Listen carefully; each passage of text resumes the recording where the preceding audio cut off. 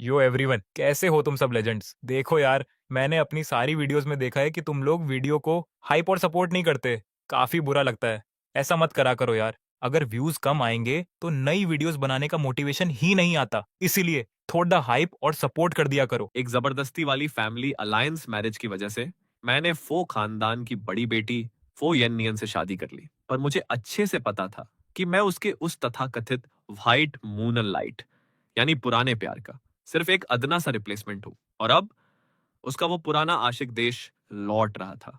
तो मैंने सोचा कि अब मेरा यहां से पत्ता काटने का सही टाइम आ गया है, किसी को शक ना हो।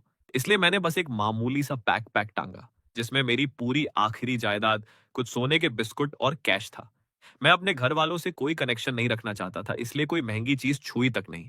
भागने का तगड़ा प्लान मैंने पहले ही सेट कर रखा था। एक दूर दराज का छोटा सा कस्बा जहां शांति से अकेले जिंदगी काट सकूं। लेकिन जैसे ही मैं दरवाजे से बाहर कदम रखने वाला था, फो येनियन अचानक भागती हुई आई और सीधे मेरी छाती से चिपक गई। वो पागलों की तरह मेरे जिस्म पर अपने प्यार के निशान छोड़ने लगी। तुरंत बाद उसने मेरा बैकपैक खोलकर चेक किया। मुंह से तो फिक्र जता रही थी, पर उसकी शातिर आंखों में साफ चेकिंग चल रही थी। खैर, मैं उसकी इस नौटंकी का पुराना खिलाड़ी था। चुपचाप उसके ड्रामे के खत्म होने का वेट करने लगा, यहां तक कि खुद आगे बढ़कर उसे किस भी कर दिया। जब उसने अपनी उस नकली आवाज में गुड हबी कहा, तो वो एकदम कातिलाना मुस्कुराई। फिर उसने अपना हाथ उठाया और मुझे एक कस्टम मेड ब्रेसलेट पहनाते हुए बोली, हबी, ये एक यादगार ब्रेसलेट है जो मैंने खास तुम्हारे लिए बनवाया है। इसे पहनो ताकि तुम्हें मेरी याद आती रहे। आज रात ठीक 8 बजे मैं तुम्हें पिक करने आऊंगी, फिर घर चलकर सोएंगे। ओके। मेरा दिल तो अंदर से बर्फ की तरह जम चुका था, पर मैंने जबरदस्ती अपने मुंह से बस एक शब्द निकाला, ऊह। लंच के बाद मैंने हमेशा वाला रास्ता छोड़कर दूसरा रास्ता पकड़ा। उसके चमचों को चकमा देकर मैं एक दूसरी कार में बैठ गया और रियर व्यू मिरर में उस छोटी सी काली सेडान कार को दूर जाते हुए देखता रहा। फिर मेरी नजर अपनी कलाई पर पड़ी। जब उसे छोड़ने का फैसला कर ही लिया है, तो इस मनहूस ब्रेसलेट को रखने का कोई तुक नहीं था। लेकिन यह ब्रेसलेट सिर्फ एक स्पेशल की से ही खुल सकता था, और जब काम टेढ़ा हो तो प्रोफेशनल्स की मदद लेनी चाहिए। तभी मेरे दिमाग की बत्ती जली और मैंने शॉपिंग मॉल के सामने गाड़ी रोकने को कहा। सामने मॉल के मेन गेट पर गाड़ी रोको। ड्राइवर बोला, यंग मास्टर, यंग मिस्ट्रेस का सख्त आर्डर है कि रास्ते में गाड़ी कहीं नहीं रुकनी चाहिए। मुझे पता था वो यही बोलेगा, इसलिए मैंने बिना पैनिक किए अपना फोन निकाला और फो ये नियन की एक पुरानी रिकॉर्डिंग प्ले कर दी, जिसमें उसने मुझे गिफ्ट्स खरीदने को कहा था, ताकि ड्राइवर को लगे मैं उसके लिए तोहफा लेने जा रहा हूं। जैसे ही रिकॉर्डिंग में फो येन नियन की आवाज गूंजी, ड्राइवर के पसीने छूट गए और उसने चुपचाप गाड़ी किनारे लगा दी। पर किस्मत तो देखो, जैसे ही मैं कार से उतरा, वो ड्राइवर दुम की तरह मेरे पीछे पीछे लग गया। एक कदम भी दूर नहीं हो रहा था। मैंने ऐसे ही रैंडमली एक दुकान चुनी जिसके बोर्ड पर लिखा था कि यहाँ अंगूठी और ब्रेसलेट रिपेयर और रिमूव किए जाते हैं। दुकान का मालिक एक खड़ूस बुढ़ा था, जिसने बिना सिर उठाए पूछा, ब्रेसलेट खरीदना है? मैंने हाँ में सिर हिलाया और जानबूझकर ग्लास काउंटर के सामने बहुत देर तक नाटक करने लगा। जैसे ही उसने एक नया ब्रेसलेट बाहर निकाला, मैंने मौका देखकर अपनी कलाई आगे कर दी। बॉस, मैं इसे इस हाथ में पहनना चाहता हूं, पर यह पुराना वाला ब्रेसलेट निकल ही नहीं रहा। क्या आप इसे उतारने में मदद करेंगे? बुड्ढा बोला, हाँ। वो बिना सोचे समझे मान गया। लेकिन जैसे ही वो अपना टूल बॉक्स निकालने के लिए झुका, उसकी नजर मेरे हाथ के ब्रेसलेट पर पड़ी। अचानक उसके हाव भाव बदल गए। उसने सिर उठाकर दोबारा मेरे चेहरे को ताड़ा और बोला, नौजवान, इस ब्रेसलेट में बहुत ही खतरनाक लॉक है। बिना असली चाबी के ये सही सलामत नहीं निकलेगा। इसे सिर्फ तोड़कर ही निकाला जा सकता है। मैंने कहा, कोई बात नहीं अंकल, आप इसे सीधा तोड़ ही दो। अब वो बुढ़ा दिल ही दिल में सब समझ चुका था। आखिर वो उसे पहचानता कैसे नहीं? ये ब्रेसलेट उसी ने सालों पहले खुद अपने हाथों से फो येन नियन के लिए बनाया था। एक ऐसा इकलौता गहना जो सिर्फ उस इंसान को पहनाया जाता है जिससे कोई पागलों की तरह प्यार करे। यानी उसके सामने खड़ा लौंडा इस रिश्ते को लात मारकर भागने की फिराक में था। खैर, आधे घंटे की मशक्कत के बाद आखिरकार वो ब्रेसलेट कलाई से आजाद हो गया। मेरी आंखों में जो तगड़ी वाली खुशी थी, उसे मैं छिपा नहीं पा रहा था। मैंने पैसे चुकाए और तुरंत पलटकर चल दिया, और वो करोड़ों का ब्रेसलेट मैंने बिना सोचे समझे सीधे कचरे के डिब्बे में फेंक दिया, जिसे देखकर पीछे खड़ा वो ड्राइवर पूरी तरह शॉक हो गया। जैसे ही मैं वापस कार में बैठा, मॉल के बाहर लगी बड़ी बड़ी स्क्रीन्स एक साथ चमक उठी। उस पर उस फेमस एक्टर तान तू होआन का चेहरा था। मेरा दिल धक से रह गया। फो येन नियन का वो पुराना प्यार यही लौंडा था। इस इलाके में सबसे ज्यादा बिलबोर्ड्स थे, और ये एड दिखाने के लिए किसने अंधा पैसा बहाया था, ये बताने की जरूरत नहीं थी। ठीक इसी वक्त मेरा फोन पागलों की तरह वाइब्रेट करने लगा। ये फो येन नियन थी। उसे पता चल गया था कि ब्रेसलेट का ट्रैकिंग सिग्नल गायब हो चुका है। मैंने तब तक वेट किया जब तक रिंग खत्म होने वाली थी। फिर फोन उठाया। हेलो, उधर से आवाज आई। हबीब, क्या तुम शॉपिंग मॉल गए थे? उसकी आवाज में न कोई खुशी थी न गुस्सा। मैंने खिड़की से बाहर देखा और अपने अंदर के डर को दबाते हुए झूठ बोल दिया। रास्ते में ट्रैफिक बहुत ज्यादा है।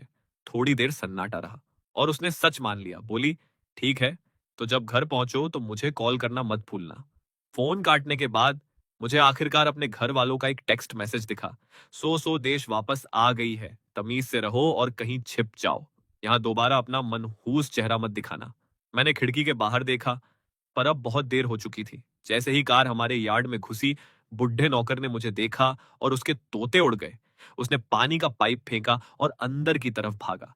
मैं अपना बैकपैक लेकर कार से उतरा, और इससे पहले कि मैं दरवाजे के अंदर कदम रखता, एक औरत फर वाला कोट पहने शेरनी की तरह बाहर झपटी। तुम्हें कोई तमीज वमीज है कि नहीं? तुम्हारी हिम्मत कैसे हुई यहां दोबारा रेंगते हुए आने की? मेरे सीने में कड़वाहट की एक लहर दौड़ गई। मां, मैं सो फैमिली का सगा बेटा हूं, फिर भी ये लोग उस गोद ली हुई बेटी सो पर इतना मरते हैं, बस इसलिए क्योंकि पिछले साल एक पार्टी में मैं थोड़ा टल्ली हो गया था और सो जानबूझकर मेरे करीब आई थी। मैंने उसे साफ मना किया था, पर मेरे इन महान माता पिता ने सच झूठ का पता लगाए बिना सिर्फ मुझे ही विलेन बना दिया। मेरी एक न सुनी, और तभी से मैं इस फैमिली का एक मोहरा बन गया, जिसे जबरदस्ती फोयन नियन के साथ शादी के कुएं में ढकेल दिया गया। वो आगे चिल्लाई, तुम्हारी छोटी बहन के पास अब नाम, पैसा और एक सक्सेसफुल करियर है। मैंने पहले ही कहा था कि यहां मत आना। तुम्हारी चमड़ी इतनी मोटी कैसे हो गई? अपनी मां को पागलों की तरह चिल्लाते देख मेरा पहले से टूटा हुआ दिल बिल्कुल पत्थर बन गया।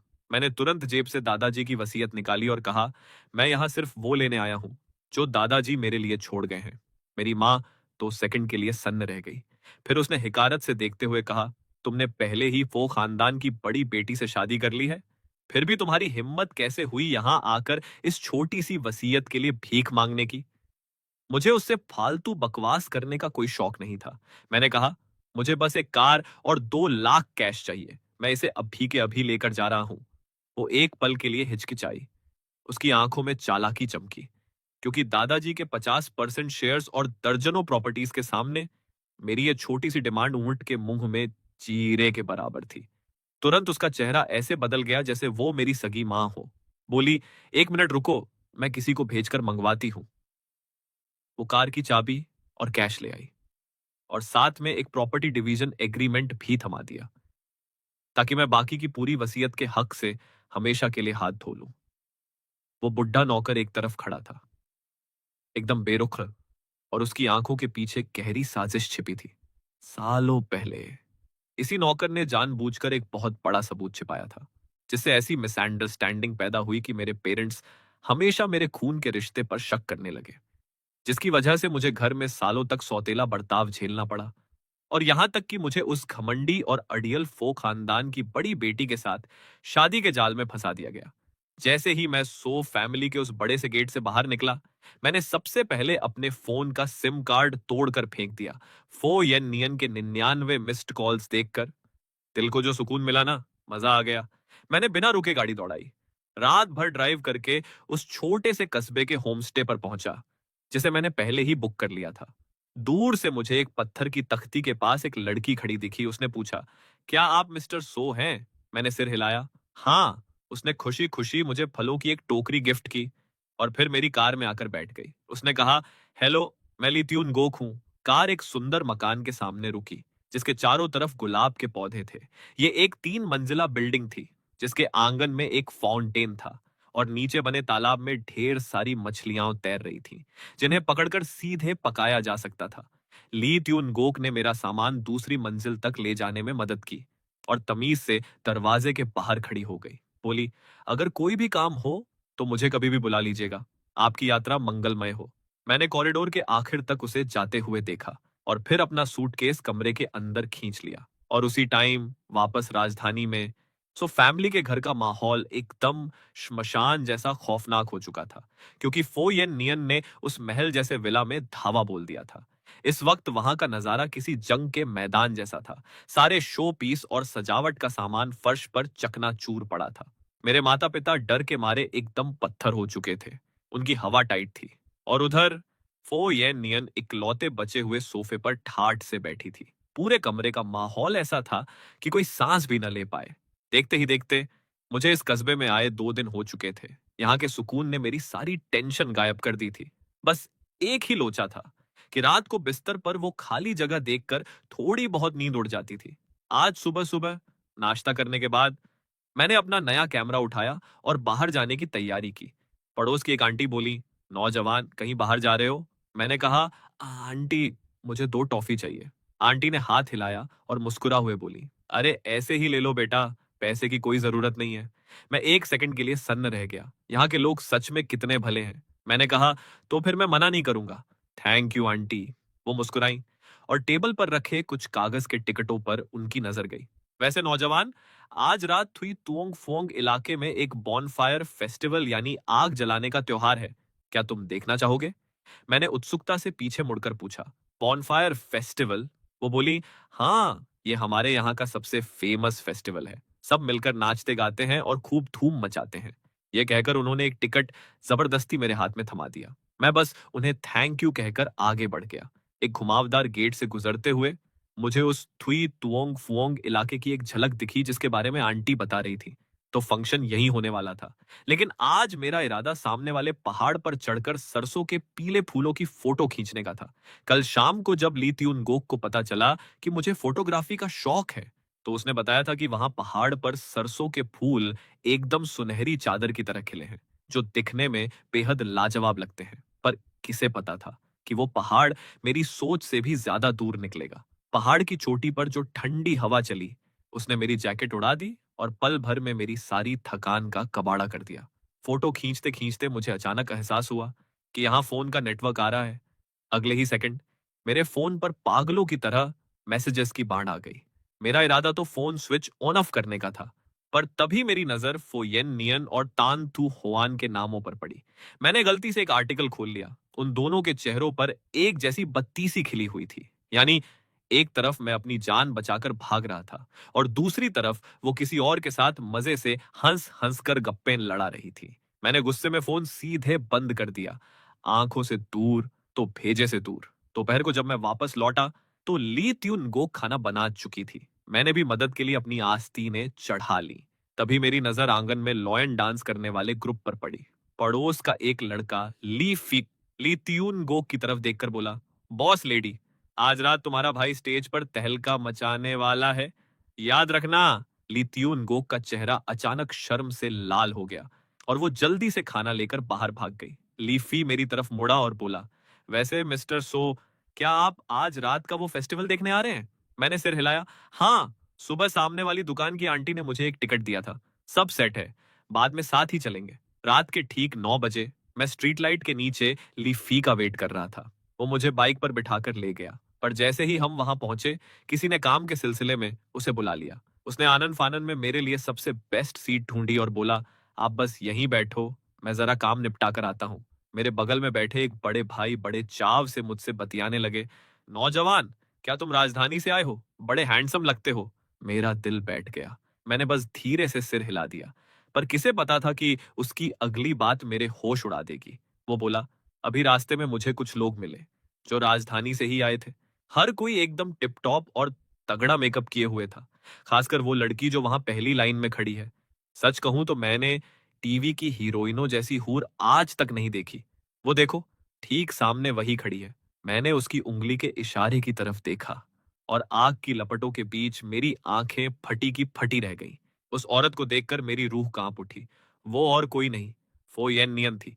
मैंने तुरंत अपना सिर नीचे झुका लिया, पर मेरे हाथों में लीफी का सामान था। इसलिए मैं वहां से दुम दबाकर भाग भी नहीं सकता था। मैं बेताबी से भीड़ में ली फी को ढूंढने लगा, पर लोगों के इस समंदर में उसका कहीं अता पता नहीं था। जब आग की लपटें और तेज हुईं, तो लोग एक दूसरे का हाथ पकड़कर नाचने लगे, जिससे सामने का नजारा पूरी तरह छिप गया। तब जाकर मैंने अपना सिर उठाने की हिम्मत की, पर उस हिलती डुलती भीड़ के बीच भी वो वहीं खड़ी थी। अब तो मेरा कबाड़ा तय था।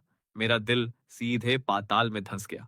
ठीक उसी वक्त वो लॉ एंड डांस वाला ग्रुप मेरे पास आया, और अचानक किसी ने मेरे हाथ में गुलाब का एक फूल थमा दिया। मैं हक्का बक्का होकर डर के मारे उस ग्रुप को पीछे हटते देखता रहा। और जब ली त्यून गोक उस शेर के कॉस्ट्यूम के अंदर से बाहर निकली, तो मैं वहीं का वहीं फ्रीज हो गया। क्या ये वही थी? मैं 2 सेकंड के लिए हिचकिचाया, फिर उसके पीछे अंदर भागा और अपने हाथ का सारा सामान वापस उसे थमा दिया। जैसे ही मैं मुड़ा, मेरी नजर टेबल पर रखे मेकअप के सामान पर पड़ी। तभी मेरे खुराफाती दिमाग में एक धांसू आइडिया आया। मैंने पूछा, क्या तुम ये मुझे बेच सकती हो? ली त्यून गोक ने मेरी तरफ देखा और बोली, अरे आप ऐसे ही यूज कर लीजिए, वैसे मैं भी उसे काफी यूज करती हूँ। मैंने कहा, कोई बात नहीं, बस काम हो जाएगा। उसने अपना हेयर क्लिप निकाला और बोली, मैं जरा बाहर जा रही हूँ, जब आप जाएं तो दरवाजा बंद कर दीजिएगा। उसके जाते ही मैंने तपाक से वो कॉन्टूरिंग पाउडर उठाया और पागलों की तरह अपने चेहरे पर पोत लिया, ताकि मेरा हुलिया बदल जाए। फिर पाउडर के डिब्बे के नीचे 200 युआन दबाए और दबे पांव चुपके से दरवाजा खोलकर बाहर निकल गया। इस कस्बे की गलियां किसी भूल भुलैया जैसी संकरी थीं। मैं सिर झुकाए बिना सोचे समझे चलता रहा, और पलक झपकते ही वापस उसी जगह पहुंच गया जहां से शुरू किया था। मुझे लगा कि मैं अभी अभी यहीं से गुजरा था, इसलिए मैंने दीवार पर एक निशान बना दिया। तभी अचानक मेरी नजर सामने से आती एक परछाई पर पड़ी। मेरा दिल धक धक करने लगा। तभी मेरे कान के पास एक जानी पहचानी गुस्से से भरी आवाज गूंजी, रास्ता भटक गए क्या? मैंने तुरंत अपनी मुट्ठियां भींच लीं। मैं भागने ही वाला था कि उसने लंबी डग भरकर सीधे मेरा रास्ता रोक लिया। अनथान, तुम भाग क्यों रहे हो? मैंने थूक कटकते हुए कहा। तुम मेरे पीछे पड़ी हो तो मैं भागूंगा नहीं तो क्या करूंगा? पर किसे पता था कि वो गुस्से में खिलखिलाकर हंस पड़ेगी। उसने मेरा हाथ और मजबूती से पकड़ लिया। अनथान, बहुत नौटंकी हो गई तुम्हारी। अब चुपचाप मेरे साथ घर चलो। मेरा पूरा बदन सुन्न हो गया। मैंने जबरदस्ती अपनी गर्दन तानकर अकड़ दिखाई। तुम किसी गलत इंसान को पकड़ रही हो। मैं तुम्हें नहीं जानता। फुयेन नियन ने अपना हाथ बढ़ाया और मेरे चेहरे को नोचते हुए एक जोरदार चुटकी ली, जिससे चेहरे पर पुता वो मेकअप का एक हिस्सा साफ हो गया। वो बोली, अभी अभी भी डिठाई करोगे? मैं चोर की तरह आंखें चुराने लगा। मेरी हिम्मत नहीं हुई उसकी तरफ देखने की। फोयेन नियन मेरा हाथ खींचकर बाहर ले जाने लगी और पूछा, आजकल कहाँ रह रहे हो? मैंने कहा, थुओंग नाई स्ट्रीट वाले होम स्टे पर। होम स्टे पहुंचते ही एक गोल्डन रिट्रीवर कुत्ता पागलों की तरह भौंकने लगा, पर उसने उसे भाव तक नहीं दिया और मुझे सीधे घसीटते हुए बाथरूम में ले गई। पर लोचा ये हुआ कि चेहरे का वो घटिया मेकअप पानी से साफ ही नहीं हो रहा था। उसके चेहरे पर बेबसी छा गई। बोली, मैं कुछ सामान लेकर आती हूँ, तुम यही मेरा वेट करो। मैंने सिर हिला दिया। इसके बाद ही वो बाहर जाने के लिए मुड़ी। मैं चुपचाप उसके जाते हुए कदमों की आवाज सुनता रहा। भागने का इससे बेस्ट चांस दोबारा नहीं मिलने वाला था, पर किस्मत ही खराब थी। जैसे ही मैंने धीरे से दरवाजा खोला, सामने फो येन नियन खड़ी थी। वो बिना कोई आवाज किए सीधे मेरे करीब आ गई। अंथान, अब कहां पतली गली पकड़ने का इरादा है? मैंने हकलाते हुए कहा, मैं कहीं नहीं जा रहा। वो येन नियन मुझे कदम दर कदम पीछे ढकेलती रही, जब तक कि मैं सीधे बिस्तर पर धड़ाम से नहीं गिर गया। और फिर बिना कुछ बोले वो पलट कर चली गई। उसने चुपके से दरवाजा बंद कर दिया, बिना किसी चिक चिक या बकवास के। उसे पता था कि मैं भागना चाहता हूँ। वो बस एक पल के लिए दरवाजे के बाहर शांत खड़ी रही। उसकी आंखों में गहरी निराशा थी। वो फुसफुसाई, आनथान, मैं आखिर तुम्हारा क्या करूं? वो मेकअप रिमूवर लेकर आई और मैंने अपना चेहरा धोकर साफ किया। शायद दिन भर की इस चूहे बिल्ली की दौड़ से थककर मैं बिस्तर पर ऐसे पसर गया जैसे अब कोई अरमान ही बाकी ना बचा हो। हाथ पैर फैलाकर मैं कब गहरी नींद में सो गया, मुझे पता ही नहीं चला। फो येन नियन ने मेरे सोते हुए चेहरे को देखा और धीरे से बुदबुदाई, अंथान, तुम्हारा दिल पत्थर का बना है क्या? ऊपर लगा पंखा कूं कूं करके चल रहा था, पर उससे खाक हवा नहीं आ रही थी। थोड़ी ही देर में मेरे माथे पर पसीना चमकने लगा। यह देखकर फो येन नियन ने तुरंत त्रिन्ह त्रिन्ह को टेक्स्ट किया कि बंदे भेजकर यहाँ एसी लगवाओ। मैसेज मिलते ही त्रिन्ह त्रिन्ह ने तुरंत लेबर भेज दिए। कुछ हट्टे कट्टे आदमियों ने बिना कोई शोर किए कमरे में एसी फिट कर दिया। जब उसने देखा कि मैं अब चैन की नींद सो रहा हूं, तब जाकर उसे थोड़ी राहत मिली। वो तो सो नहीं रही थी, इसलिए उसने कमरे का सारा सामान टटोलना शुरू किया, पर उसे सिर्फ एक अनजान कैमरा मिला। उसे अंदाजा नहीं था कि मुझे फोटोग्राफी का शौक भी है। वो तो सोचती थी कि वो मुझे अपनी उंगलियों की तरह जानती है, पर अब उसे लग रहा था कि वो मेरे बारे में कुछ नहीं जानती। मैं क्या चाहता हूँ, क्यों हमेशा दुम दबाकर भागता रहता हूँ, और मेरे दिल में उसके लिए क्या फीलिंग्स हैं, उसे कुछ समझ नहीं आ रहा था। हालांकि मैं कभी कभी कह देता था कि मैं उसे पसंद करता हूँ, पर हर बार मेरी आंखों में एक अलग ही दर्द और कड़वाहट छिपी होती थी। अगली सुबह मैं खिड़की के बाहर यूं ही सूनी आंखों से ताकता रहा। जैसे ही दरवाजा खुलने की आवाज आई, मैंने अपनी नजर गेट की तरफ घुमाई। आनथान जाग गए? मेरा उसे कोई भाव देने का मूड नहीं था। मैं इतनी दूर भाग आया, इस सुनसान जगह पर छिप गया। फिर भी ये लड़की हाथ धोकर मेरे पीछे पड़ी थी। तभी तो लोग कहते हैं कि फो येन नियन बड़े ही संकीर्ण दिमाग की जिद्दी औरत है। जब मैंने कोई जवाब नहीं दिया, तो वो वहीं खड़ी रही। उसके बदलते मूड को भांप कर मैं एक पल के लिए हिचकिचाया, और फिर अनमने ढंग से आगे बढ़कर उसे गले लगा लिया। फो येन नियन को मनाना बड़ा आसान था। मेरा यह रूप देखते ही उसका चेहरा खिल उठा। वो बोली, मुझे यहां आए 3 दिन हो गए, पर अभी तक कस्बे के किसी रेस्टोरेंट में खाना नसीब नहीं हुआ। खाना खाने के बाद फो येन नियन ने देखा कि मैंने प्लेट पूरी साफ कर दी है। मुझे लगा कि खाना खत्म होते ही वो मुझे घसीट कर वापस ले जाने की बात करेगी। इसलिए जब वो कचरा फेंकने बाहर गई, तो मैं बिस्तर पर औंधे मुंह गिर गया और बचकानी उम्मीदें लगाने लगा कि काश फुयेन नियन मेरी इस हालत पर तरस खाकर मुझे इस बार आजाद कर दे। दरअसल फुयेन नियन ने त्रिन्ह त्रिन्ह को टेक्स्ट करके यहाँ का एक ट्रैवल गाइड मंगवाया था।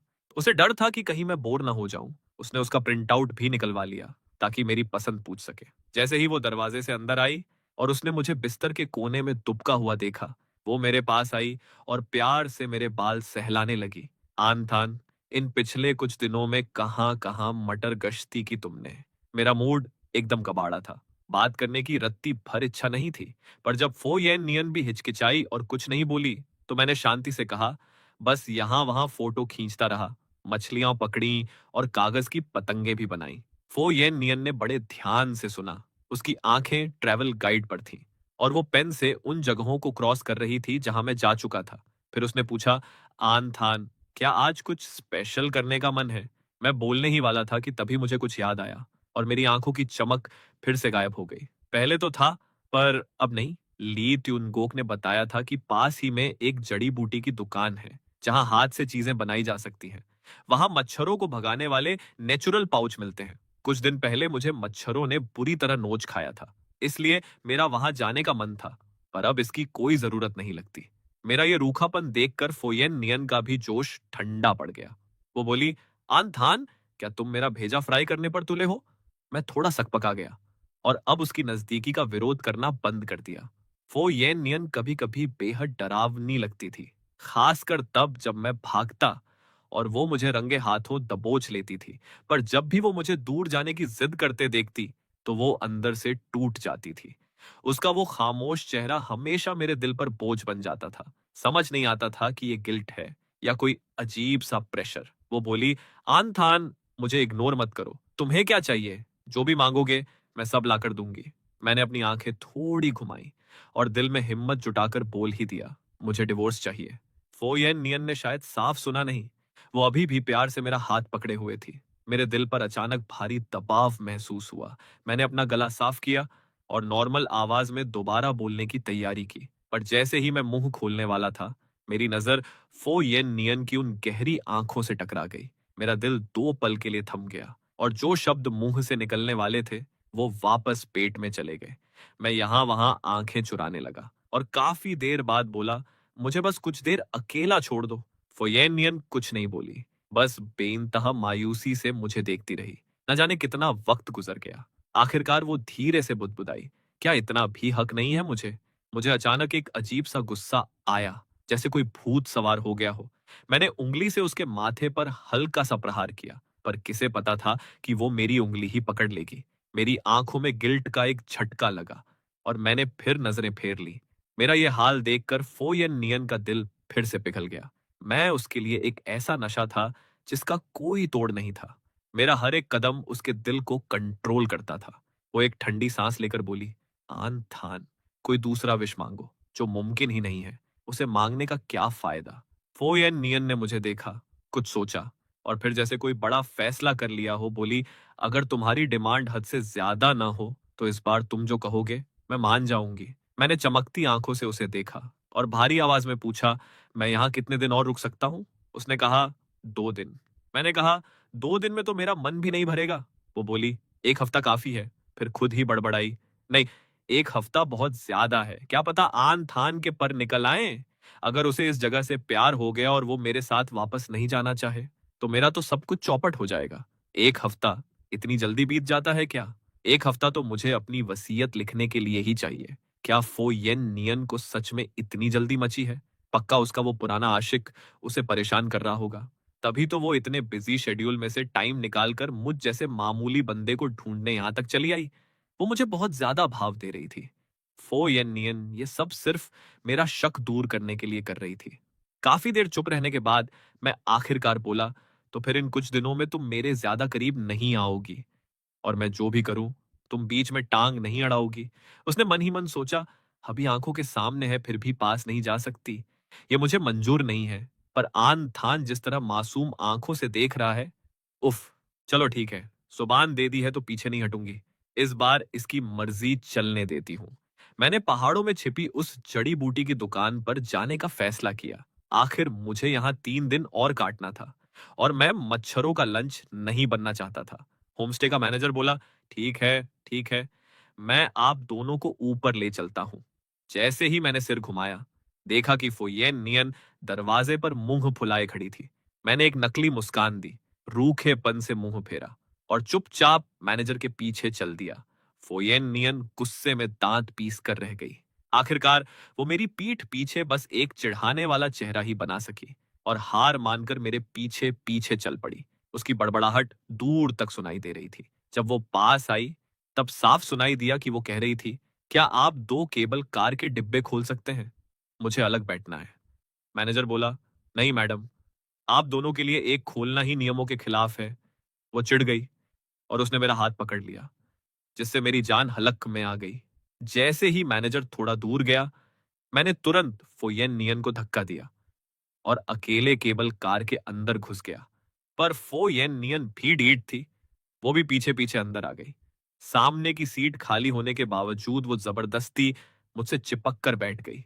मुझे जरा भी अच्छा नहीं लग रहा था, पर फोयेन नियन, जो चेहरे पढ़ने में उस्ताद थी, उसने ऐसे नाटक किया जैसे उसे कुछ दिख ही नहीं रहा हो। मेरी ठंडी सांसों और आहों को उसने पूरी तरह इग्नोर कर दिया और बोली, डार्लिंग, क्या मैं इस मैनेजर को नौकरी से निकलवा दूं? प्लीज अब अपना मूड कबाड़ा मत करो। ठीक है। मैंने खड़े हुए उस केबल कार मैनेजर की तरफ एक नजर डाली और कहा, कोई जरूरत नहीं है। वो बोली, हबी, तुम बाहर वालों के लिए इतने शरीफ और दयालु बन जाते हो, तो मेरे लिए थोड़ी सी नरमी क्यों नहीं दिखा सकते? मैंने चुपचाप उसे देखा। क्या मजाक है, तुम जैसी रईस खानदान की लड़की, जिसके पास सब कुछ है और जिसके पूरे घर वाले उसे पलकों पर बिठाकर रखते हैं, तुम्हें भला किस नरमी की जरूरत है? पूरे रास्ते सन्नाटा रहा और जैसे ही केबल कार रुकी, मैं जल्दी से नीचे उतरा और फो येन नियन को काफी पीछे छोड़ दिया। लेकिन थोड़ी दूर चलने के बाद मुझे अचानक ब्रेक लगाना पड़ा, क्योंकि रास्ता ढूंढने के मामले में मैं पैदाइशी अंधा हूं। वो पीछे से तंज कसते हुए बोली, आन थान, क्या किसी अनजान के घर मेहमान बनने का इरादा है? मैंने शर्मिंदगी से अपनी नाक खुजलाई। जब मैं यहाँ आया था तो ली त्युनगोक ने मुझे वार्न किया था कि इस पहाड़ी इलाके में लोग अपनी प्राइवेसी को लेकर बहुत सीरियस रहते हैं। अगर कोई बिना पूछे उनके घर में घुसा तो गाली खाना तो छोटी बात है, लोग चोर समझकर सीधे लठ मारते हैं। मेरा यह ड्रामा देखकर फुयेन नियन 2 सेकंड के लिए रुकी और बोली, जल्दी चलो। जैसे ही मैं वापस मुड़ा, वो मेरे पीछे हो ली। मैंने नक्शा निकाला और उसके हाथ में थमा दिया, क्योंकि पहाड़ पर नेटवर्क का डांडिया चल रहा था और एप्स पूरी तरह फेल थे। फोयेन नियन का डायरेक्शन सेंस गजब का था। जब वो रास्ता दिखा ही सकती थी तो उसका फायदा क्यों ना उठाया जाए। वो जड़ी बूटी की दुकान एक पुरानी हवेली जैसी थी, जिसमें से प्राचीन काल की खुशबू आ रही थी। जैसे ही मैं मालिक के पीछे अंदर जाने लगा, पीछे से किसी ने मुझे पकड़ लिया। फो येन नियन ने शांत चेहरे के साथ मेरे बिखरे कपड़े ठीक किए। मैं 2 सेकंड के लिए सुन्न हो गया। दिल में एक अजीब सी फीलिंग जाग उठी। अंदर से मालिक की आवाज आई, अंदर आ जाओ। मैंने कहा, जी, और फुर्ती से अंदर चला गया। अंदर काफी बड़ी जगह थी और तरह तरह की दवाइयां छोटे छोटे दराजों में सलीके से रखी थीं। मुझे देखकर ही मजा आ गया। जैसे ही मैं बैठा, फो येन नियन भी पीछे पीछे आकर ठीक मेरे बगल में जम गई। मैंने मालिक को अपनी परेशानी बताई। मालिक ने बगल की टेबल की तरफ इशारा करते हुए कहा, उस टेबल पर सारा सामान रेडी है, तुम खुद ट्राई कर सकते हो। खुशबूदार पाउच बनाने के कुछ तरीके वहां लिखे हैं। पास ही में इंस्ट्रक्शन शीट भी थी। मैंने मालिक से टूल बॉक्स ले लिया। फोयेन नियन ने भी समझदारी दिखाते हुए मुझे तंग नहीं किया। उसने टेबल पर लिखे तरीकों को देखा और चिमटी से प्लेट में से दवाइयां उठाकर तोलने लगी। वो इतनी एक्सपर्ट क्यों लग रही थी? फोयेन नियन ने मेरे चेहरे के हाव भाव भांप लिए और मुस्कुराते हुए बोली, भले ही मैंने कभी ऐसा पाउच ना बनाया हो, पर बचपन में मैं इंटरनेट से सीखकर रोज खुजली वाला पाउडर और ऐसी ही उल्टी सीधी चीजें बनाती रहती थी। 2 घंटे की मेहनत के बाद आखिरकार मैंने खुद एक शानदार पाउच तैयार कर लिया। मुझे अचानक एहसास हुआ कि इस वक्त अपनी खुशी शेयर करने के लिए मेरे पास सिर्फ फोयेन नियन ही थी। मैंने कहा, मैंने इसे बना लिया। वो अपनी भौहें चढ़ाकर तारीफों के पुल बांधते हुए बोली, वाह, मेरा आन थान तो बड़ा टैलेंटेड निकला। एक जमाना था जब मेरी लाइफ भी खुशहाल थी, पर 18 साल का होते ही मेरे पेरेंट्स भलाई के नाम पर मुझे बिना बात के ताने मारने लगे। यहां तक कि दूसरों के साथ मिलकर मुझ पर झूठे इल्जाम भी लगाए। पुरानी यादें दिल में ताजा हुई तो मैंने मालिक के आने से पहले टेबल साफ करने के लिए कपड़ा उठाया। फो येन नियन ने तुरंत मेरे हाथ से वो कपड़ा छीन लिया और बोली, आन थान, ये काम मुझ पर छोड़ दो। तुम जाओ और उस कोने में आराम से बैठो। मैं उसे पागलों की तरह देखता रहा। मेरी टेबल तो किसी कचरे के ढेर जैसी फैली थी, पर दूसरी तरफ वो येन नियन की टेबल इतनी साफ सुथरी थी जैसे वहां किसी ने हाथ भी न लगाया हो। तभी लकड़ी के फर्श पर कदमों की आहट हुई, तो मैंने घबराकर फुसफुसाते हुए कहा, जल्दी साफ करो इसे। फोयन नियन ने बदमाशी भरी मुस्कान दी और अपना चेहरा ठीक मेरे पास ले आई। तो पहले एक किस करो। मैं टस से मस नहीं हुआ। वो बोली, अगर किस नहीं करोगे तो मोटिवेशन नहीं मिलेगा और बिना मोटिवेशन के मैं टेबल साफ नहीं करूंगी। ये कहते हुए उसने अपना हाथ मेरी कलाई पर रख दिया। मालिक को आता देख मेरे पास कोई रास्ता नहीं बचा था, इसलिए मैंने झुककर उसके गाल पर एक छोटा सा किस कर दिया। फोयन नियन का दिल तो गार्डन गार्डन हो गया और वो फुर्ती से टेबल साफ करने लगी। मालिक काफी दिलदार आदमी था।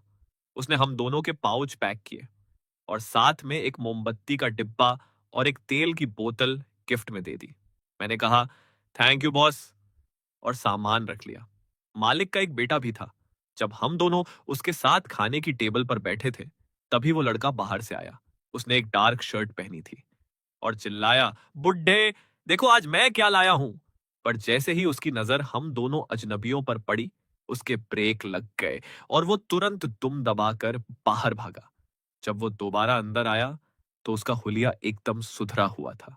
शरीफों की तरह आकर मालिक के बगल में बैठ गया। फयन नियन ने मुझे और उस लड़के को देखा और बोली, बिल्कुल मेरे आन थान की तरह। दोनों पल भर में रंग बदलते हैं, पर मेरा आन थान तो हर हाल में हैंडसम लगता है। हम चारों चुपचाप अपना खाना खाने लगे। पूरा कमरा एकदम शांत था। भले ही मैं मेहमान था, पर मुफ्त का खाना खा रहा था तो चुपचाप बैठना अच्छा नहीं लग रहा था। फो येन नियन 2 सेकंड के लिए रुकी और फिर झटके से मेरे हाथ से झूठी प्लेट छीन ली। बोली, मैं धो देती हूं। मैं दंग रह गया। जिस अमीर लड़की ने आज तक कभी ठंडे पानी में उंगली न डुबोई हो, वो बर्तन मांज रही थी। मेरे खुराफाती दिमाग ने तुरंत सोचा कि जब ये एक रिप्लेसमेंट के लिए इतना गिर सकती है, तो जब इसका असली आशिक सामने आएगा तो क्या ये उसके पैरों में गिर जाएगी? मैंने कोने से झाड़ू उठाई और फर्श साफ करने लगा। बर्तन धोते हुए फयन नियन बीच बीच में मुड़कर मुझे ताक रही थी। उसने अपने हाथ का पानी झटका, मेरे पास आई और मेरे हाथों को उलट पुलट कर चेक करने लगी। जब उसने देखा कि कोई खरोंच नहीं है, तब जाकर उसने राहत की सांस ली। मैं उसे पागलों की तरह देखता रहा। समझ नहीं आ रहा था कि इसे क्या दौरा पड़ा है। झाड़ू ही तो लगा रहा था।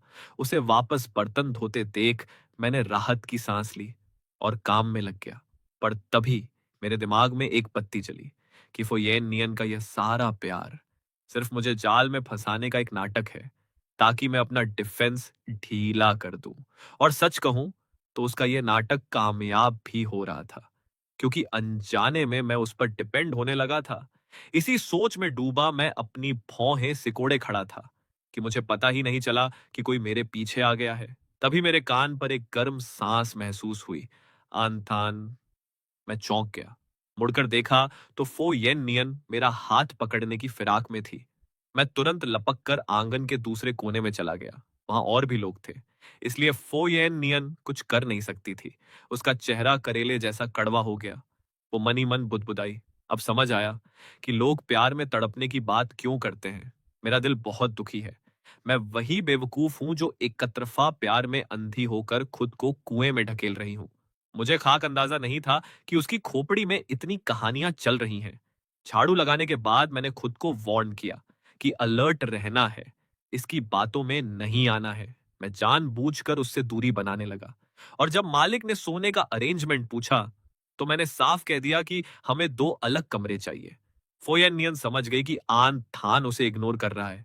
वो रोते हुए सोचने लगी, धत तेरे की, कल रात ही मुझे इसे जबरदस्ती घसीट कर घर ले जाना चाहिए था। मालिक ने हमारे लिए पास पास वाले दो कमरों का इंतजाम कर दिया, जिनकी खिड़कियों से ठंडी हवा आ रही थी। पर किसे पता था कि आधी रात को अचानक बादलों की गड़गड़ाहट और बिजली के साथ मूसलाधार बारिश शुरू हो जाएगी, जिससे मेरी नींद खुल गई। मैंने सोचा, क्या मुझे फो येन नियन को चेक करना चाहिए, क्योंकि वो बिजली कड़कने से बहुत डरती थी। उधर अगले कमरे में फो येन नियन भी पूरी तरह जाग रही थी। जैसे ही उसने दबे पांव मेरे कमरे में घुसने की सोची, मैं खुद दरवाजे पर खड़ा मिल गया। रंगे हाथों पकड़ी गई वो। मैंने कहा, अंदर आ जाओ। यह सुनते ही उसकी बत्ती सी खिल गई। सोचने लगी, मुझे पता था आन थान के दिल में मेरे लिए थोड़ी जगह तो है। खैर, मेरा प्लान तो उसे अगले दिन चले जाने को कहने का था, पर लोचा ये हुआ कि मेरी आंख देर से खुली और मुझे तगड़ा बुखार चढ़ गया। जब मैंने धीरे से आंखें खोली तो सामने फोयन नियन की मुस्कुराती हुई आंखें थीं। मेरा दिल जोर से धड़का, पूरा बदन टूट रहा था। जैसे ही मैंने उठने की कोशिश की, वो लपक कर बेड के किनारे बैठ गई। हबी, क्या तुम जाग गए? वो बेहद खुश थी। मैंने भारी पलकें उठाई, पर सिर ऐसा घूमा कि मैं वापस तकिए पर गिर गया। फोयेन नियन समझ गई कि दाल में कुछ काला है। वो घबरा गई। अरे बाप रे! आन थान का माथा तो तवे जैसा जल रहा है।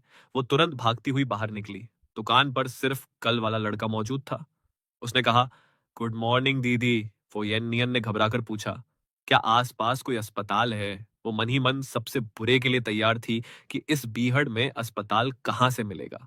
लामची चौंक गया और अपना सामान छोड़कर बोला, मेरे पीछे आओ। फोयेन नियन बिना सोचे समझे उसके पीछे भागने लगी। थोड़ी ही देर में उन्हें एक घर मिला, जिस पर लाम थुओंग क्लिनिक का बोर्ड लटका था। लामची ने कुंडी खटखटाई, पर जब कोई हलचल नहीं हुई तो उसने चालाकी से दरवाजे की दरार में छिपी चाबी निकाली और ताला खोलकर अंदर घुस गया। अंदर एक बूढ़ी अम्मा बैठी थी। लामची ने आगे बढ़कर उनके हाथ से सामान हटाया और फोयेन नियन ने पूरी कहानी सुनाई। वो अम्मा अपना झोला उठाकर हमारे कमरे की तरफ चल दी। जैसे ही वे बेड के पास पहुंचे, मैंने बेहोशी में वो ये नियन की शर्त कसकर पकड़ ली। उसने मेरा हाथ सहलाया। अच्छे बच्चे बनो, डॉक्टर अम्मा को चेक करने दो। ठीक है। जैसे ही वो मेरे पास झुकी, उसे मेरी बड़बड़ाहट सुनाई दी। मुझे छोड़कर मत जाओ। यह सुनकर फो येन नियन का दिल पिघल गया, पर तभी मेरे मुंह से एक और भारी आवाज निकली, थैंक यू। वो आवाज इतनी बेबसी और दर्द से भरी थी कि फो येन नियन का आधा जोश वहीं ठंडा पड़ गया। उसने जो सांत्वना देने का सोच रखा था, वो बात अंदर ही दबा ली। थर्मामीटर में बुखार पूरे 39 डिग्री था। लामची की दादी ने शांति से जड़ी बूटी का काढ़ा और दवाई निकाली और बोली, ये दवाइयां मैं हर साल इमरजेंसी के लिए रखती हूँ। इसे टाइम पर दे देना और अल्कोहल से इसके माथे और हथेलियों को पोंछते रहना। ध्यान रखना, कोई दिक्कत हो तो बगल में आ जाना। लामची को वहां रुकना अजीब लगा, तो वो भी अपनी दादी के पीछे खिसक लिया। वो लड़का बाहर आंगन में बैठकर सोचने लगा कि ये दोनों हर वक्त एक दूसरे से चिपके रहते हैं। अगर इनका कोई बच्चा हुआ तो कितना प्यारा होगा। दीदी येन नियन तो सच में प्यार में पागल हैं।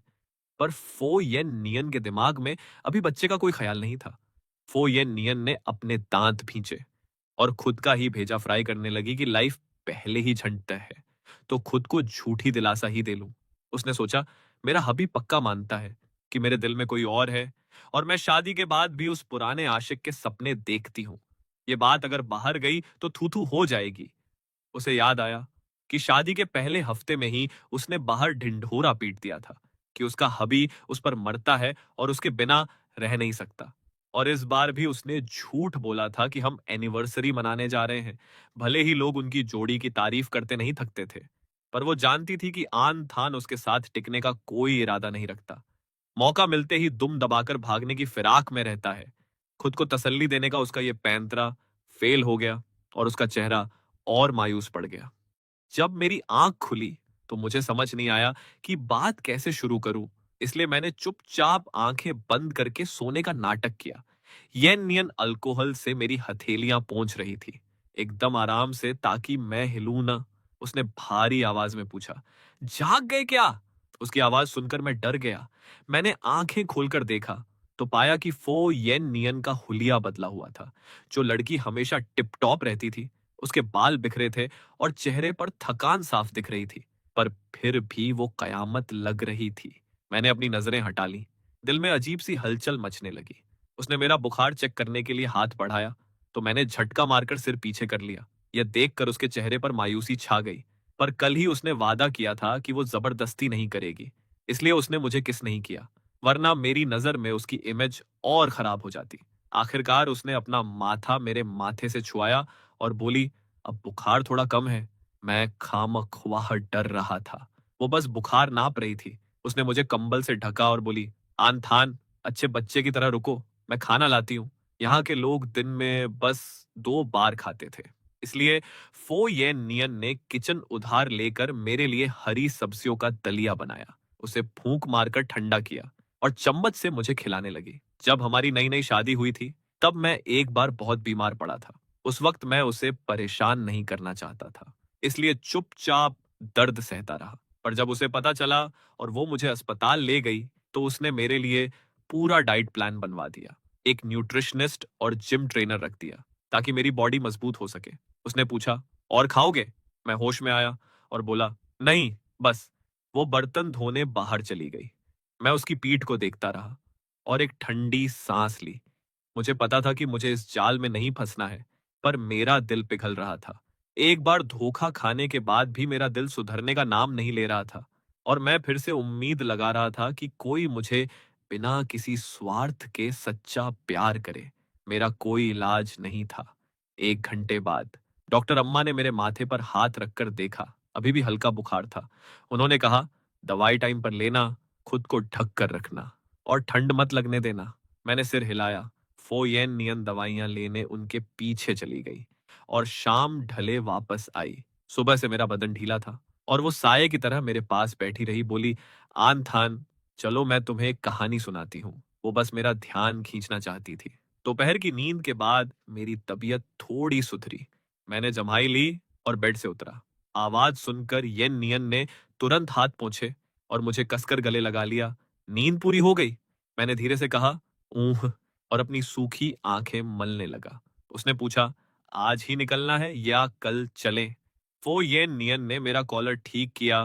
मुझे अचानक याद आया कि केबल कार आज खुली होगी या नहीं, क्योंकि उस मैनेजर का बर्ताव देखकर लग रहा था कि टाइम छूट गया तो वो दोबारा कार चालू नहीं करेगा। मैंने कहा, लास्ट राइड शाम 5 बजे है।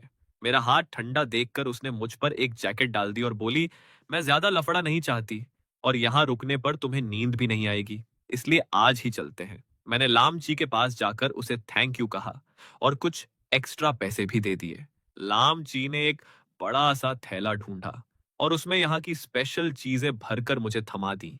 बोला, जो भी हमारे यहाँ आता है पापा हमेशा उसे एक्स्ट्रा गिफ्ट देने को कहते हैं। मैंने मना किया, पर उसका जोश ठंडा नहीं हुआ। सामान लेकर मैं केबल कार की तरफ बढ़ा। पहाड़ के नीचे पहुंचने से पहले ही मुझे वो काली कार गली के मुहाने पर खड़ी दिखी।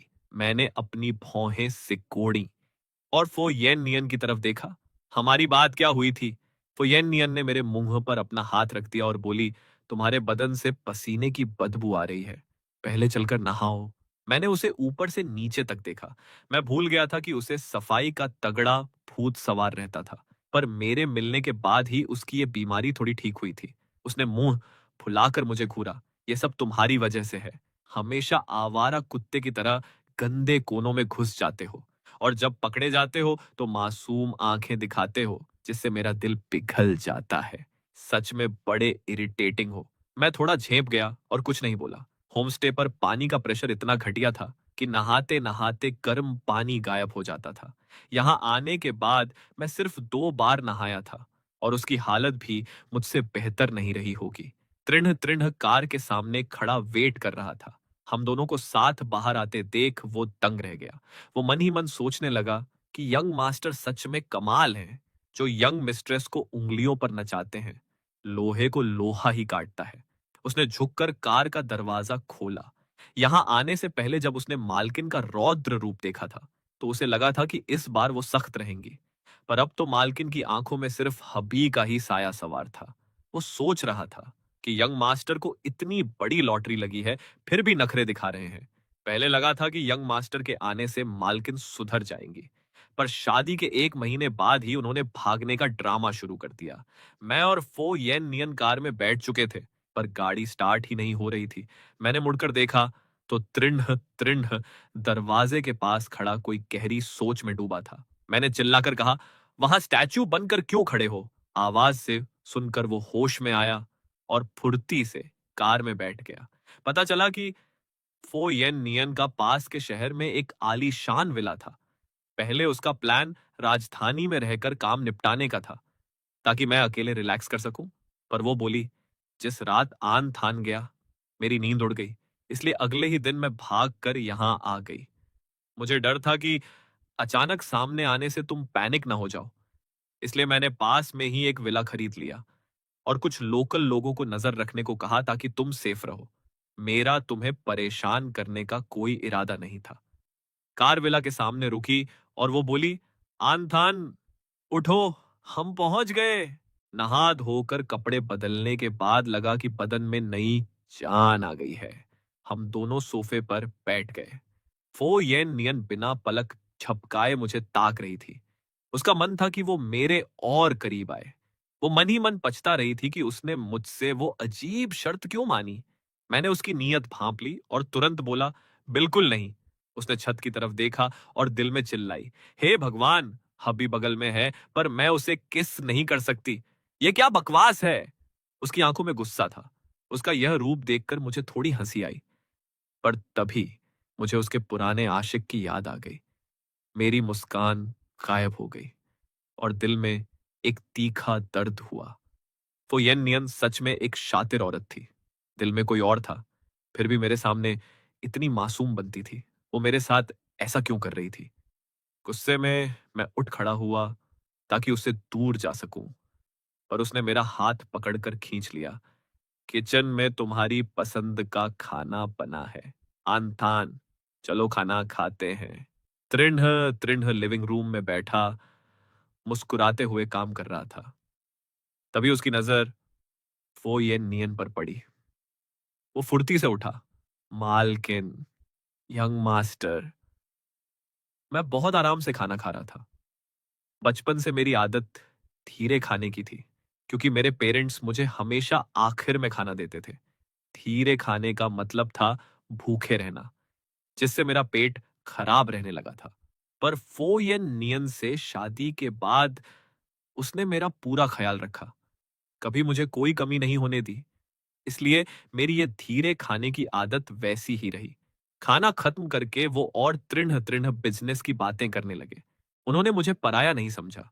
फो येन नियन ने जो आखिरी फल छील कर दिया था, उसे खाकर मैंने चम्मच रख दी। मेरा पेट भर गया। उसने मेरे सामने सूप का कटोरा रखा और बोली, हल्का सा सूप पी लो ताकि खाना पच जाए। वो मुझे लगातार ताकती रही। जब मैंने सूप पीना शुरू किया, तब जाकर उसने सुकून से अपनी नजरें हटाई। खाना खाकर मैं बेडरूम में चला गया। बेड पर लेटे लेटे मैंने अपना दिमाग दौड़ाना शुरू किया। 5 दिन बाद फो येन नियन मुझे वापस राजधानी ले जाने वाली थी। और मुझे नहीं पता था कि वहां मेरे साथ क्या होने वाला है। इन कुछ दिनों में वो साये की तरह मेरे पीछे रही, जिससे मुझे भागने का कोई चांस नहीं मिला। पर मुझे भागना ही होगा, किसी भी कीमत पर उसके चंगुल से निकलना होगा। मैं हार मानने वालों में से नहीं हूं। मुझे अभी तक समझ नहीं आया कि जो पेरेंट्स मुझसे इतना प्यार करते थे, वो अचानक विलेन कैसे बन गए। और मुझे यह भी नहीं पता कि फो येन नियन का वो पुराना आशिक कितना बड़ा सूरमा है कि वो उसे भूल ही नहीं पा रही। मैं अभी सोच ही रहा था कि फो येन नियन अंदर आई और मुझे खोया हुआ देखकर बोली, आनथान, क्या सोच रहे हो? मेरी सोच का कबाड़ा हो गया। मैंने आंखें खोली और उसकी तरफ देखा। कुछ नहीं।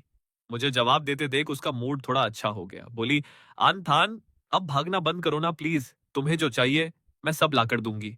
ये डायलॉग सुन सुनकर मेरे कानों में छाले पड़ गए थे। सुनना एक बात है और यकीन करना दूसरी। पहले मैं इन बातों पर खुश हो जाता था कि वो मेरे बिना रह नहीं सकती, पर अब मुझे इस पर सिर्फ हंसी आती थी। उसकी बातें सिर्फ सुनने में अच्छी लगती थीं। मुझ जैसा बेवकूफ ही पहले इन पर आंख बंद करके भरोसा कर लेता था। मुझे रत्ती भर भी नींद नहीं आ रही थी। थोड़ी देर पड़े रहने के बाद मैं उठ बैठा और आर्म चेयर पर बैठकर फोन में न्यूज देखने लगा। उसने पूछा, नींद नहीं आ रही? फोयनियन की नींद बहुत कच्ची थी। वो मेरी हर हरकत ताड़ लेती थी। उसे भी उठते देख मैंने तुरंत कहा, तुम मेरी फिक्र मत करो, चुपचाप सो जाओ। उसने मुंह फुलाया, हबी बगल में नहीं लेटेगा तो मुझे नींद कैसे आएगी?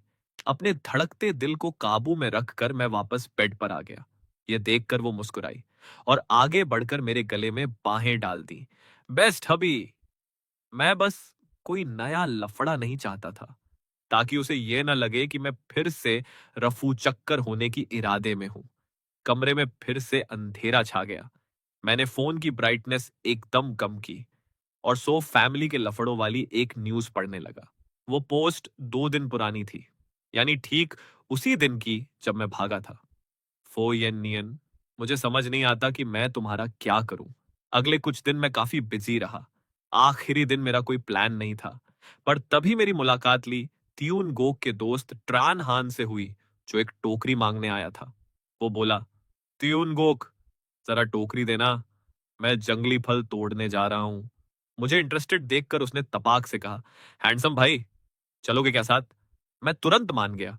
उसने अपनी साइकिल पैडल की और इशारा करते हुए बोला, जगह थोड़ी दूर है, हमें 3 व्हीलर ठेले से जाना होगा। जैसे ही मैं ठेले पर बैठा, फो येन नियन का गोरा हाथ सामने आ गया। मैंने कहा, तुम भी आ रही हो? मेरी बात सुनकर उसने मुंह बना लिया और सोचने लगी, क्या मजाक है? आनथान ने मुझे अपने प्लान में गिना तक नहीं। मैं क्या कोई बिन बुलाई बारात हूं जो पीछे पीछे आ जाऊंगी? इस पर ट्रान हान ने दांत भींचकर मेरे सपोर्ट में कहा, दीदी, इस ठेले पर इतने लोग नहीं आ पाएंगे। फुयेन नियन ने उसे एक टेढ़ी नजर से घूरा और फुर्ती से ठेले पर चढ़कर मेरे बगल में जम गई। बोली, कौन है तेरी दीदी? अंथान, जहां तुम जाओगे मैं तो वहीं आऊंगी। मुझे तुम्हें अकेले पहाड़ों में भेजने में डर लगता है। रास्ते बड़े खतरनाक हैं। मैं साथ रहूंगी तो जरूरत पड़ने पर मदद कर पाऊंगी। वो जंगली फल झाड़ियों में लदे हुए थे। दूर से पूरा पहाड़ लाल रंग जैसा दिख रहा था। पहाड़ी रास्ते के झटकों की वजह से मेरा जी मिचलाने लगा। यह देखकर फोयेन नियन ने तुरंत मेरे मुंह में एक टॉफी डाली और धीरे से बोली, कहा था ना, हबी मुझसे दूर नहीं रह सकता। फिर बात पलटकर बोली, नहीं, मेरा मतलब मैं अपने हबी से दूर नहीं रह सकती। मैंने उसे घूरा, उसके हाथ से टोकरी छीनी और ट्रान हान की तरफ बढ़ गया। जब तक हम नौटंकी कर रहे थे, ट्रान हान काफी फल तोड़ चुका था। ये फल बहुत मीठे और रसीले थे, जिन्हें सीधे खाया या जूस बनाया जा सकता था। हमारा यह ड्रामा देखकर ट्रान हान समझ गया कि मियाम बीवी का झगड़ा चल रहा है। वो पहले तो वहां से खिसकने वाला था, पर उसे फेस्टिवल वाली रात को गलती से दिया गया गुलाब याद आ गया और वो रुक गया।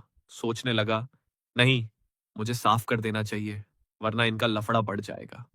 जैसे ही मैं उससे ग्लव्स और कैंची मांगने लगा, वो बोला, उस रात फेस्टिवल में जो गुलाब गलती से मिल गया था, प्लीज उसका बुरा मत मानना।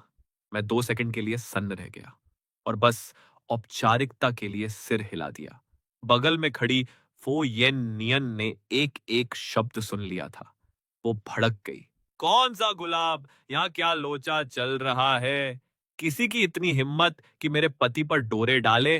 मैंने 2 जोड़ी ग्लव्स और कैंची उठाई और एक जोड़ी फोयेन नियन को थमा दी।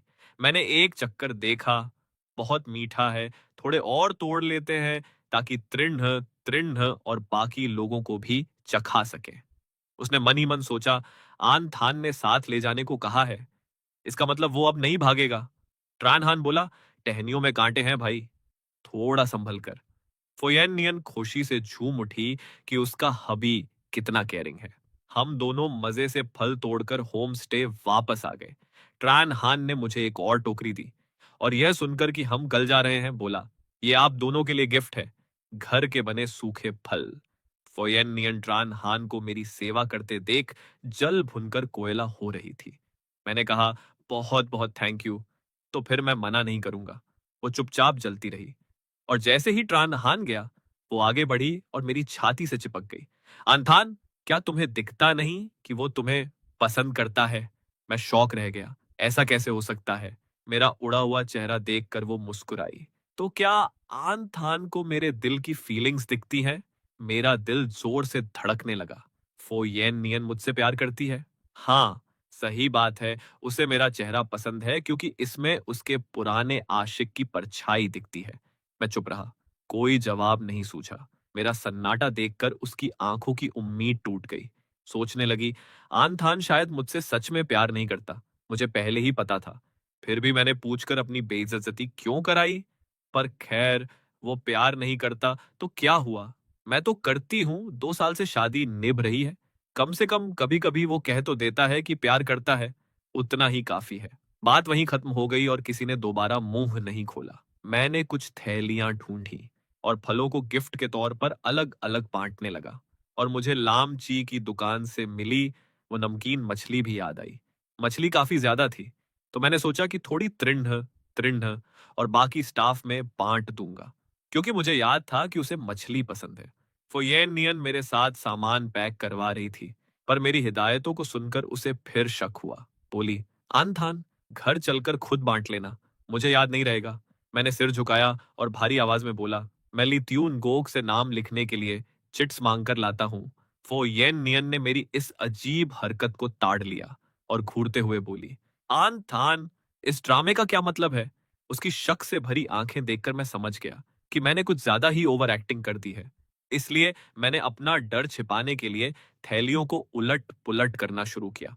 मैं बस कल भूलने से डर रहा हूं, और तुम्हें भी तो मदद करनी होगी ना।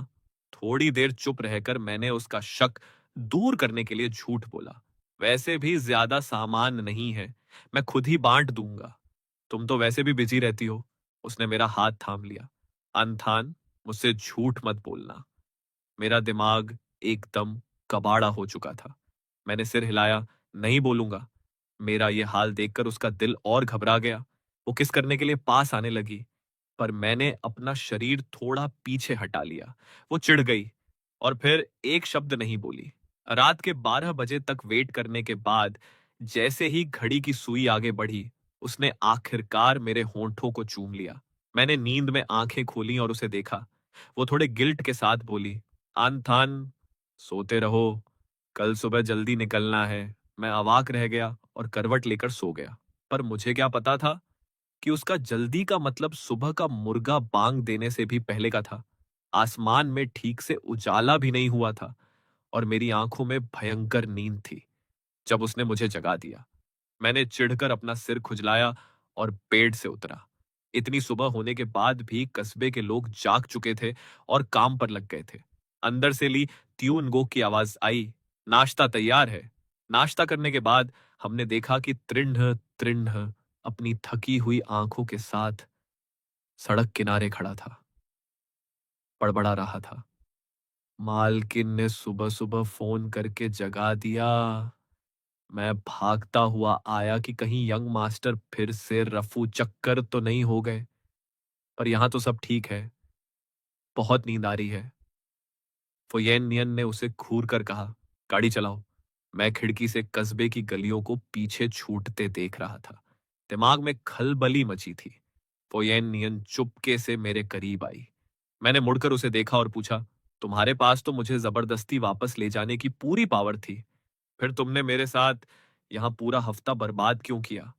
पर उसने मेरी शर्ट का कोना कसकर पकड़ लिया और रोते हुए बोली, मुझे डर था कि अगर मैंने जबरदस्ती की तो तुम पूरी लाइफ कभी मेरा चेहरा नहीं देखोगे।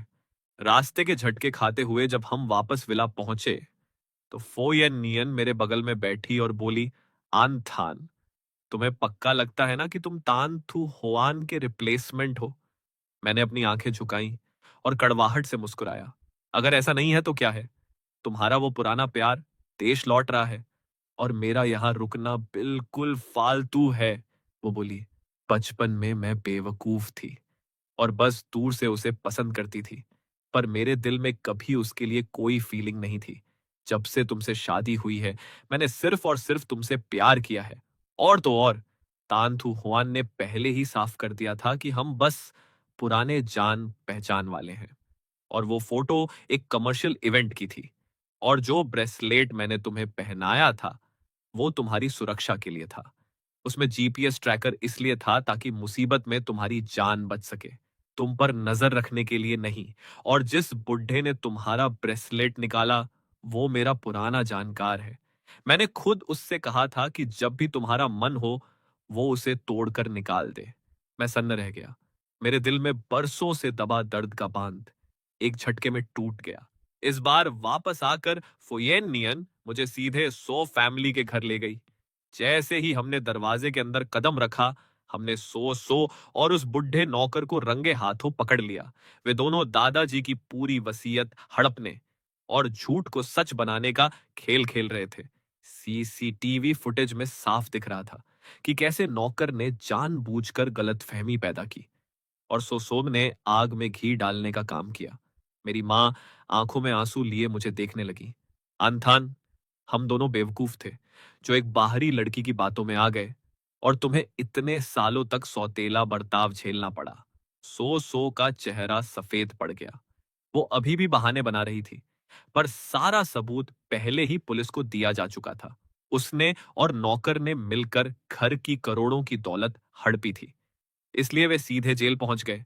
सारा चुराया हुआ माल वापस आ गया और दादाजी के शेयर्स और प्रॉपर्टीज अब पूरी तरह से मेरी हो गई। सो फैमिली का लफड़ा सुलझाने के बाद हम वापस उस कस्बे में सबको थैंक यू कहने गए। लितियोन गोक ने मुस्कुराते हुए सूखे फलों की टोकरी दी और बोली, आप दोनों की जोड़ी एकदम कमाल है, हमेशा खुश रहना। लीफी ने मेरा कंधा थपथपाया। जब भी टाइम मिले भाई, यहाँ फोटो खींचने और रिलैक्स करने आ जाया करो, ठीक है? डॉक्टर अम्मा ने मुझे एक अगरबत्ती का पैकेट दिया। तुम दोनों हमेशा सलामत और खुश रहो। राजधानी लौटते हुए फोयेन नियन ने फालतू की सारी पार्टियां रिजेक्ट कर दी। बालकनी में ठंडी हवा खाते हुए मैंने खुद आगे बढ़कर उसका हाथ थाम लिया। ये नियन, पहले मैं ही बेवकूफ था जो रिप्लेसमेंट होने का भूत सिर पर सवार करके बैठा था और बार बार भागने के बहाने ढूंढता था। उसकी आंखें नम हो गई। उसने मेरा हाथ कसकर पकड़ा और बोली, गलती मेरी थी। मैं बहुत ज्यादा पजेसिव हो गई थी और तुम्हें रोकने के लिए अजीब हरकतें करने लगी थी जिससे तुम्हारा दम घुटने लगा था। मैंने उसकी तरफ देखा। अब मैं कभी दूर जाऊंगा। अब से मैं हमेशा सिर्फ तुम्हारे साथ रहूंगा। इसके बाद मेरे पेरेंट्स अक्सर हमसे मिलने आने लगे ताकि पुरानी गलतियां सुधार सकें।